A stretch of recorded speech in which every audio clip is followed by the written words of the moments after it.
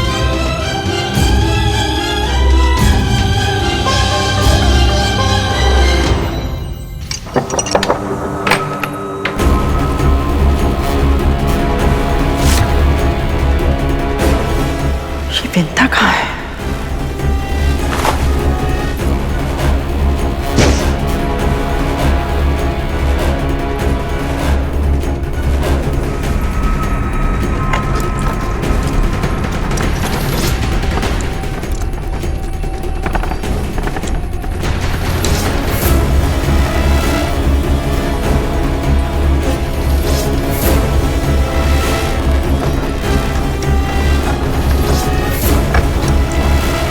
विंता तो यहाँ नहीं है, पर यदि यहाँ नहीं है तो कहाँ है? न जाने इस बार क्या खेल खेल रही है मेरे साथ। ओम श्री महालक्ष्मी नमः। ओम श्री महालक्ष्मी नमः। ओम श्री महालक्ष्मी नमः। तू ही मेरा सच्चा मित्र है, तूने मुझे नहीं छोड़ा। उस स्त्री को देखा, मुझे यहाँ छोड़ के चली गई। दुष्टा रहेगी, जो तुम मुझे छोड़कर नहीं जाएगा ना।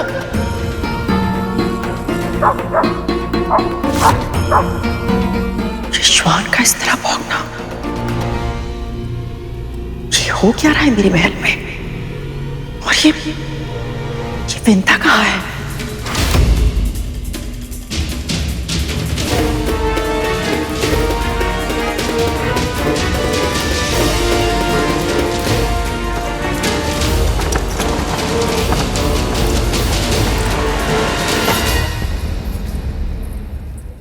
चलिए बाबा, भीतर चलिए, आइए। इतनी देर से आना तो आई क्यों? तुम्हारी प्रतीक्षा में एक क्षण कैसे बिताया मैंने जानती है।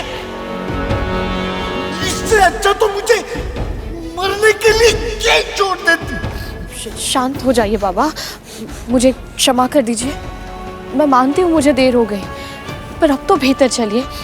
मुख पर जो शब्द हो आवश्यक नहीं कि मन में भी वही हो। शब्दों से अधिक कर्म में शक्ति होती है। क्षमा चाहिए ना तो कान पकड़ खड़ी हो, फिर बैठ, फिर खड़ी हो, उठक बैठक कर और क्षमा मांग, तब करूंगा क्षमा। चल कर उठक बैठक।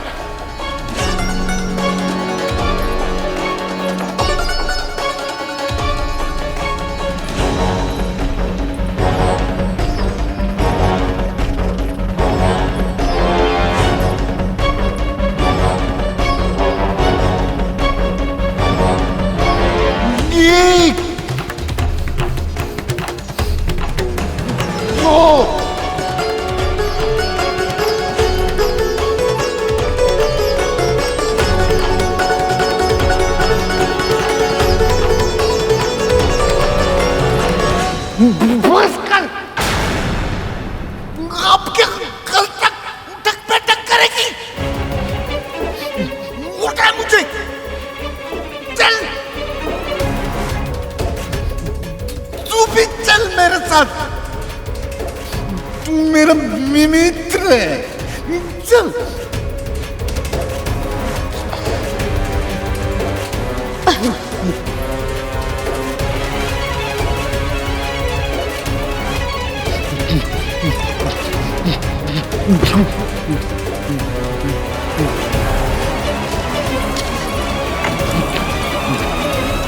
गिराना मत। कुछ नहीं होगा बाबा।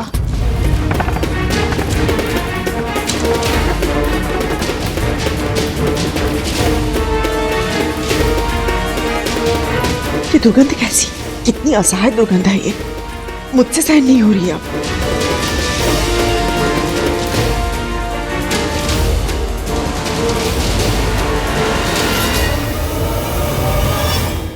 प्रभु आपका बहुत बहुत धन्यवाद कि विंता माँ बच गई। यदि कद्रू माँ देख लेती तो विंता माँ को बहुत बड़ा दंड देती। देवी विंता बच गई या और भी बड़ी समस्या में उलझ गई, ये तो समय ही बताएगा शेष। आप सही कह रहे हैं प्रभु। ये वृद्ध बाबा जो भी हैं, इन्हें प्रसन्न करना आसान नहीं होगा।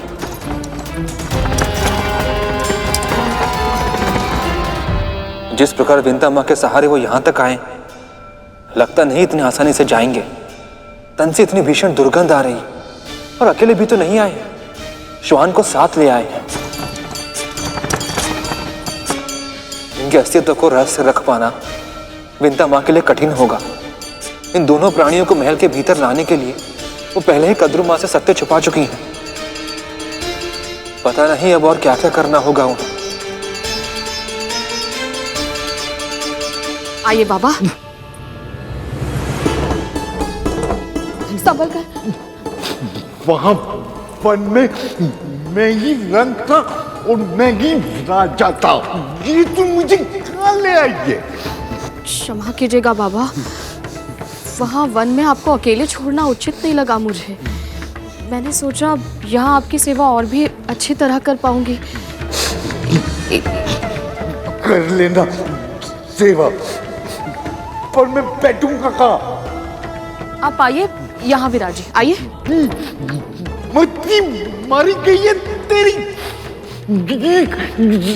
के आसन पर मैं कैसे बैठ सकता हूँ? क्षमा कीजिए बाबा, आप वहाँ विराजिए, मैं दूसरा आसन बिछा देती हूँ। हाँ, आइए।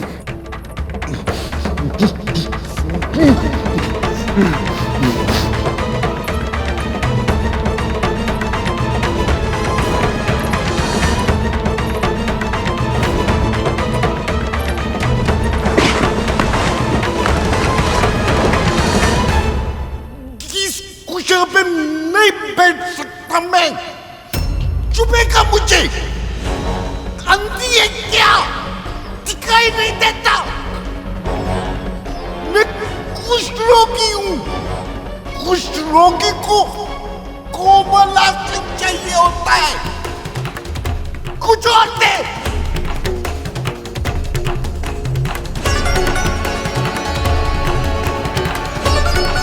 क्षमा कीजिएगा बाबा, कुछ और तो नहीं है।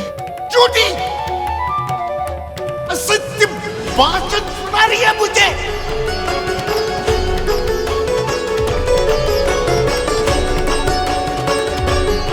वो क्या है?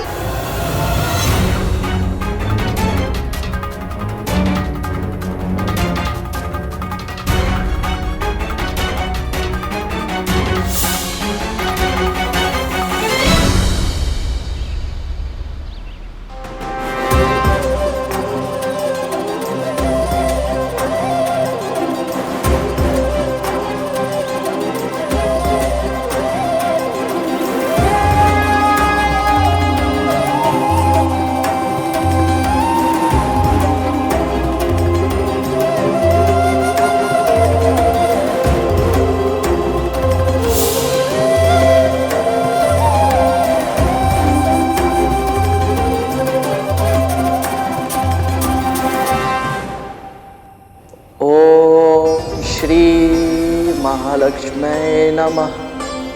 ओम श्री महालक्ष्मी नमः।